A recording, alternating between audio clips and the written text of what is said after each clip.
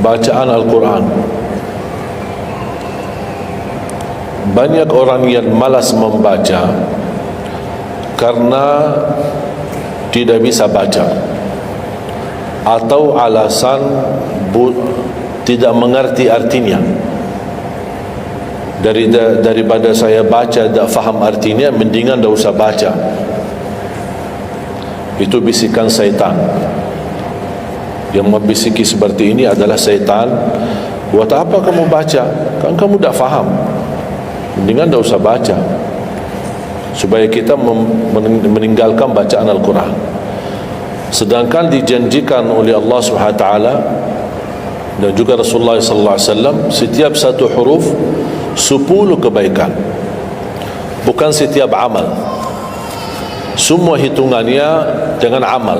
Salat 5 waktu dapat pahala 50, salat duha dapat pahalanya, salat qiyamul lail ada pahalanya, sunnah fajar sebelum azan, sudah azan sebelum salat, itu pahalanya sama dengan dunia dan seisinya, seluas dunia dan seisi. Ini sunnahnya. Kira-kira gimana yang wajib?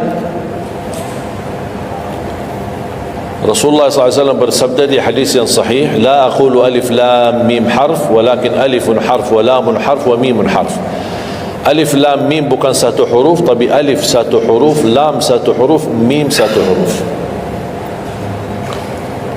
Cuba kalau kita baca setiap hari satu halaman aja, berapa kita mendapatkan nilai pahala? Hitung, silakan, bawa kalkulatornya dan hitung sendiri.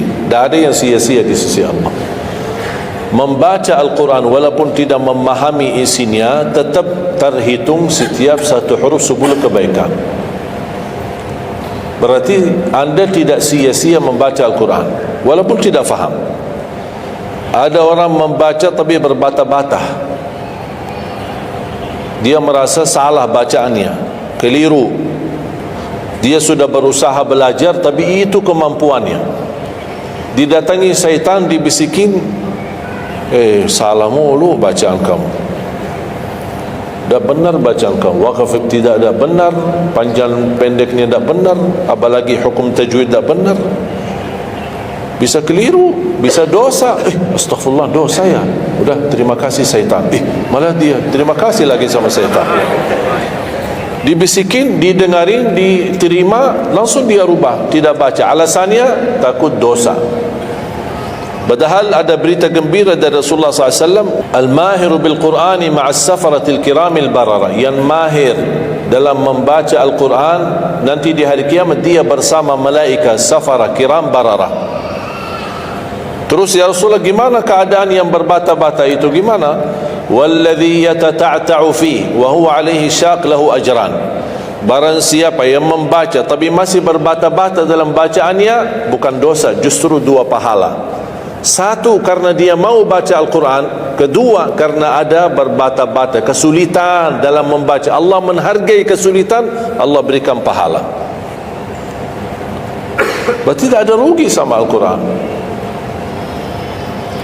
Semenjak saya mengambil keputusan tidak memegang HP, saya sadari betapa banyak kita rugi berjam-jam, berhari-hari, berminggu-minggu, bahkan bertahun-tahun kita jauh dari Al-Quran. Aku heran ketika mendengar ada orang yang bisa lewat 1 bulan tapi tidak khatam Al-Quran. 1 bulan, 30 hari, berarti minimal setiap hari 1 juz, dikali 30 hari 30 juz. Ada orang 1 tahun dah khatam-khatam. Syukur kalau khatam di bulan suci Ramadan 1 kali, habis Ramadan dia tutup Al-Quran. Mohon maaf, ketemu lagi di tahun depan pas Ramadan lagi. Ini keadaan kita. Makanya orang berkata, negeri kita bermasalah terus, negeri kita politiknya begini, negeri kita selalu ada ini. Perbuatan tangan kita. Di mana kita jauh hubungan kita sama Allah, Allah hantarkan musibah sampai kita sadar memperbaiki hubungan kita sama Allah. Salatnya, Qur'annya, ibadahnya, itu kunci memudahkan dan mengatasi semua masalah.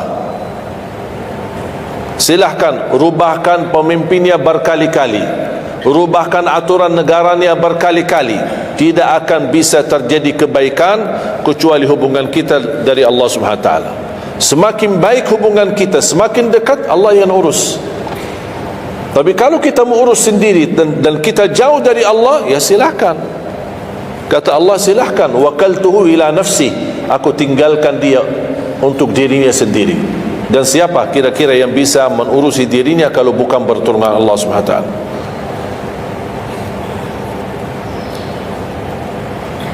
Jangankan bisa khatam Al-Quran dalam 30 hari,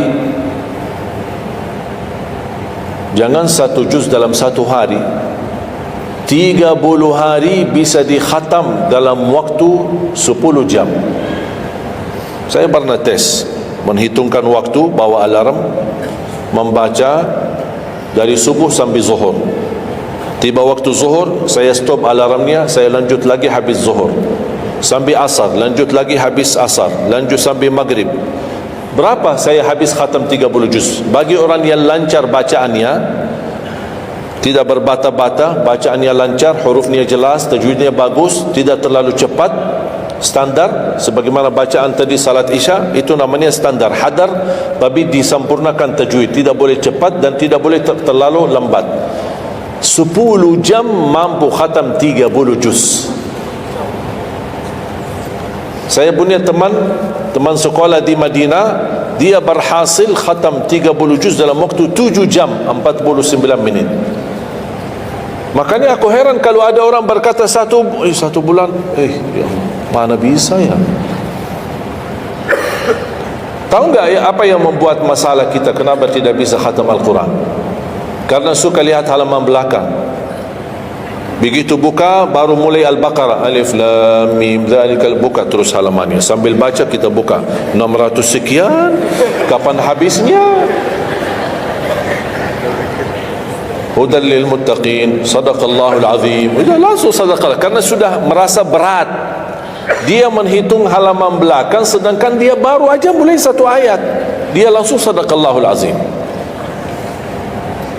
Syaitan tidak mungkin dan tidak senang melihat kita sering membaca Al-Quran.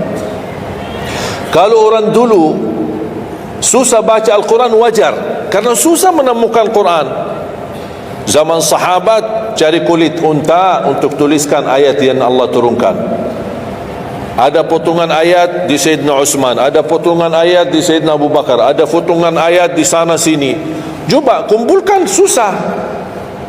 Makanya semuanya larinya kepada sahabat yang begitu datangnya wahyu, mereka langsung mendengar dari Rasul, langsung bisa hafal.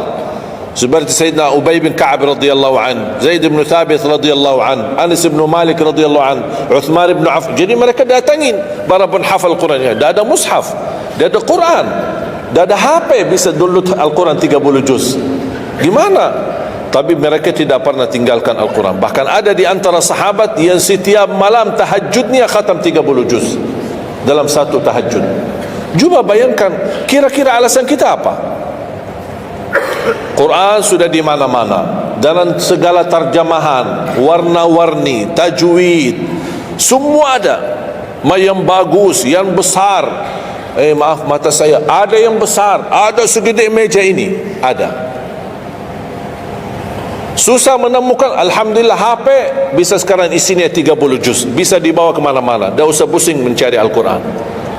Semua kemudahan, semestinya kita mampu mengalahkan sahabat Rasul, karena kita semua fasilitas ada.